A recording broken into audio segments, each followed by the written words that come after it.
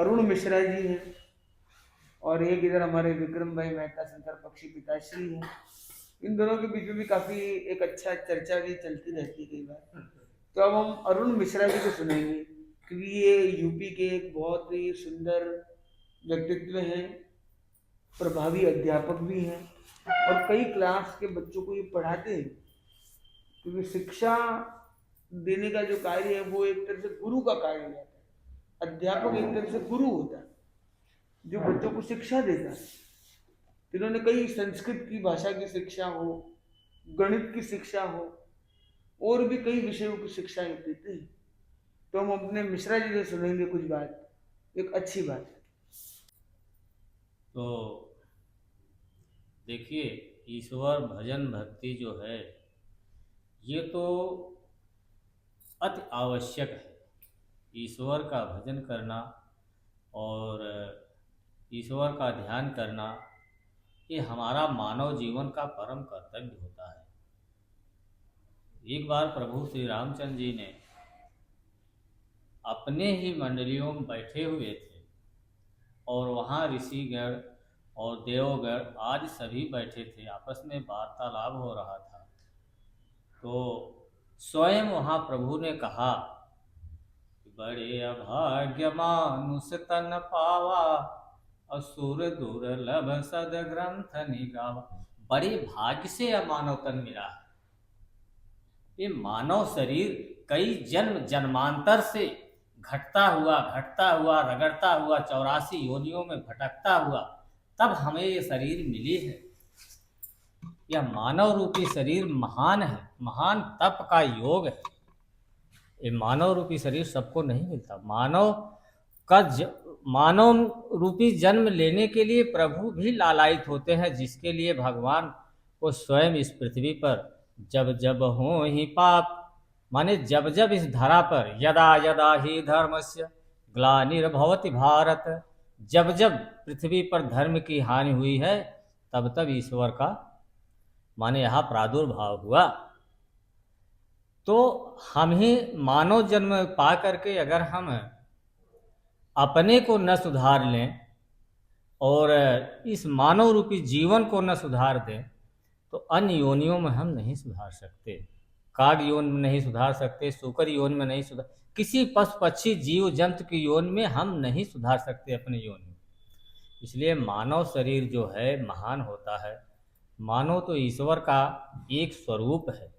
जो जान ही तो देहि जनाई, और जान ही हम ही तुम ही होई। जो ईश्वर को जानता है वो ही सबको बता देता है। ईश्वर को जानने वाला व्यक्ति जो है हम में, आप में, सब में, जीव जंतु जीव इस 84 योनियों सब में ईश्वर को ही देखता है। एक ही भाव ईश्वर, जिसके अंदर तत्व का ज्ञान होता है वह समभाव होता है। समदर्शी ईश्वर कहलाते हैं। वो कभी एक दूसरे को अलग भाव से नहीं देखते। कहीं वर्षा होती है तो एक जगह नहीं होती, अन्य स्थानों पर होती है, उसमें सभी किसान लाभान्वित होते हैं। ये नहीं कि ईश्वर हमको हमारे पर ज़्यादा कृपा करता है, उन पर कम कृपा करता है, इसी नहीं। ईश्वर समदर्शी होता है, मानव को भी समदर्शी होना चाहिए। जब मानव के अंदर ज्ञान का प्रकाट होता है, प्रादुर्भाव होता है, तो हम में, आप में, सभी जीव जंतु में एक ही भाव देखता है, ईश्वर को। किसको देखता है? ईश्वर को। कर्मण्येव अधिकारस्य मा फलेषु कदाचन। यह शरीर जो है कर्म करने के लिए हमको मिला है। कर्म करो, अध्यात्म करो, पूजा करो, जप करो, तप करो, अपना कर्म करो, अच्छा कर्म करो, फल की इच्छा मत करो। मर्यादा पुरुषोत्तम भगवान कृष्ण ने अर्जुन से कहा, जब अर्जुन कुरुक्षेत्र के मैदान में बोले कि हे मधुसूदन, आप मेरे रथ को वहाँ लेकर के चलिए जहाँ हमारे सगे संबंधी, चाचा, भाई, बंद, ताऊ सब खड़े हैं, मामा आदि, उस स्थान पर लेकर के चलिए। युद्ध से पहले मैं उन सबका अवलोकन करना चाहता हूँ। तो प्रभु ने वही किया। रथ कहाँ ले गए? कुरुक्षेत्र के मैदान के मध्य भाग में। और वहाँ जब ले गए तो अर्जुन जब देखे तो वहाँ खड़े इनके चाचा खड़े हैं, भाई खड़े हैं, ताऊ खड़े हैं, पितामह खड़े हैं, गुरुदेव खड़े हैं, आज सब खड़े हैं। अर्जुन बोले प्रभु इन सबसे मुझसे युद्ध करना पड़ेगा? ये मेरे गुरु जी है, ये मेरे चाचा है, ये मेरे ताऊ, ये मेरे पितामह, इनकी गोद में मैंने खेला, इनसे मैं युद्ध करूं? इन सबको मार करके मैं शासन करूं? किस पर शासन करूंगा? जब धरा पर कोई रहेगा नहीं तो शासन किस पर करूंगा? तभी उसी समय ईश्वर भगवान बोले थे कि कर्म रेवाधिकार समा फलेषु कदाचन। जब जब इस माने तुम्हारा धर्म है हे अर्जुन, हे पार्थ, तुम्हारा धर्म है सिर्फ कर्म करने का, फल की इच्छा मत करो। इन्हें तुम क्या मारोगे? ये तो पहले से मरे हुए हैं, इनको तुम्हें मारने की जरूरत नहीं है। काल का चक्र सब पर चल रहा है, वो एक एक समय, एक एक क्षण, प्रतिपल। लोग कहते हैं हमारे बच्चे की उम्र बढ़ रही है, बढ़ नहीं रही है। जिस दिन से पृथ्वी पर आया उस दिन से तुरंत तत्काल उसी समय से एक एक पल घटना शुरू हो गया, बढ़ता नहीं है। लोग कहते हैं ये मेरा इतना जन्मदिन है, आज मेरा बर्थडे है, इतना बर्थ, वो इतना दिन बीत गया उनका, इतना दिन बीत गया, थोड़ा समय और। माने काल का चक्र सब पर मंडराता है, इसलिए अच्छा कार्य करो, अच्छा फल मिलेगा। हमेशा सत्कर्म करो, झूठ मत बोलो, सत्य का पालन करो। सत्य भी इतना ही सत्य बोलना चाहिए कि जितना माने साध्य हो। सत्य सत्यम ब्रूयात् प्रियम ब्रूयात् नानृतम सत्यम असत्यम ब्रूयात्। माने सत्य भी उसी लोग कुछ सत्य को जानते हुए भी जो अकाट्य सत्य है उसको नहीं कहा जा सकता, क्योंकि कुछ सत्य ऐसे हैं उनको कहने में थोड़ा अटपटा सा लगता है।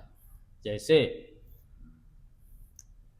कोई भी चीज आप अपनी आंख से गंदी चीज को देखे हैं, देख तो लिए हैं, लेकिन उसको आप प्रकट नहीं कर सकते।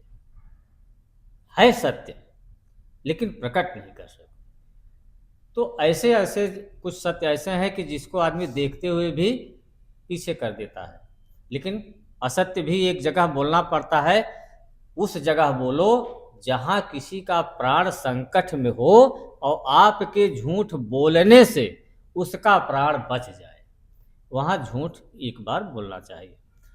युधिष्ठिर ने भी जब इनका अर्जुन का प्राण संकट में था जिस समय, उस समय द्रोणाचार्य महान एक योद्धा थे। द्रोणाचार्य एक महान योद्धा थे। पंडित द्रोणाचार्य के एक ही पुत्र अश्वत्थामा था, जो जिसके मस्तक में मरी थी, और मरी के प्रभाव से आज भी अमर है। अश्वत्थामा आज भी पृथ्वी पर विचरता है। 7 जीव ऐसे हैं जो हमारी पृथ्वी पर अमर है।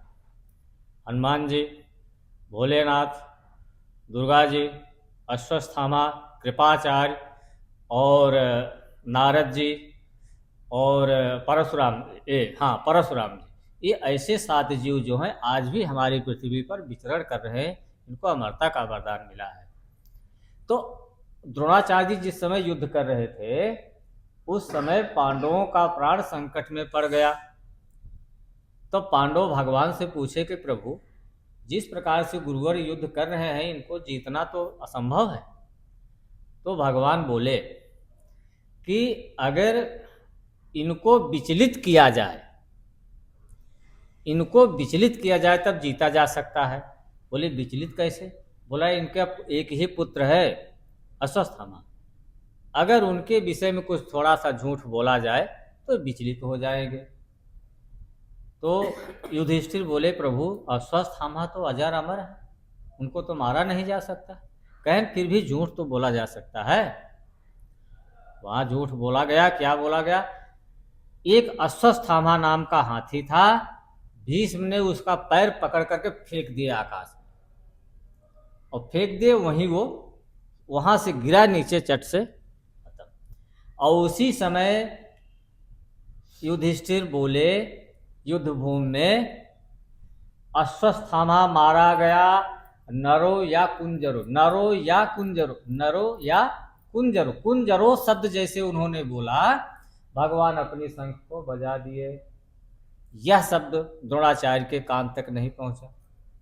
द्रोणाचार्य अपना गांडीव रख दिए और राजा द्रुपद का पुत्र धृष्टद्युम्न ने तुरंत उनके मस्तक को काट कर फेंक दिया। ये ऐसे झूठ इस समय झूठ बोला गया, लेकिन उतने झूठ बोलने के लिए युधिष्ठिर का क्या हाल हुआ। जब हिमालय पर चढ़ाई कर रहे थे, जिस समय से अपना निर्माण मान लेने के लिए, उस समय उतना झूठ बोलने के लिए युधिष्ठिर का पैर का अंगूठा गल गया। तो झूठ का प्रायश्चित तो करना पड़ता है। झूठ नहीं बोलना चाहिए, सत्य का प्रयोग करना चाहिए, ईश्वर का भजन करना चाहिए, यही अकाट्य सत्य है। तो आप अभी जैन मुनि से मिले, संतों से मिले, आपके प्रिय पुत्र हमारे देवेश जी मिश्रा जो है वो भी बहुत अच्छी सेवा कर रहे हैं, कई सालों से कर रहे हैं। तो आपको ये सब देख के कैसा लगा? अच्छा जैन लगा। मुनि की चर्या कैसी लगी? अच्छी लगी, व्यवहार कैसा लगा? बहुत अच्छा लगा। तो उसके बारे में आप बताएं। देखिए, जिस प्रकार से हमारा सनातन धर्म, अभी उस दिन अनिरुद्धाचार्य जी बताए कि हम 4 भाई थे, तो 4 में हमारा सनातन धर्म जैन मुनि भी ऋषभ देव महाराज से आया। तो जैन धर्म भी हमारा ही धर्म है, हम इसका बिलगाव नहीं करते।